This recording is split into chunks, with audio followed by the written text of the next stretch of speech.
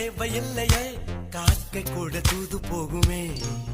காதல் ஜோதி புகைவதில்லை, காதல் என்றும் குற்றமே பார்ப்பதில்லை.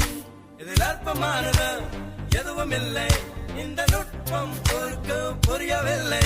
வானும் மண்ணும் மாறியே போகும், காதல் என்று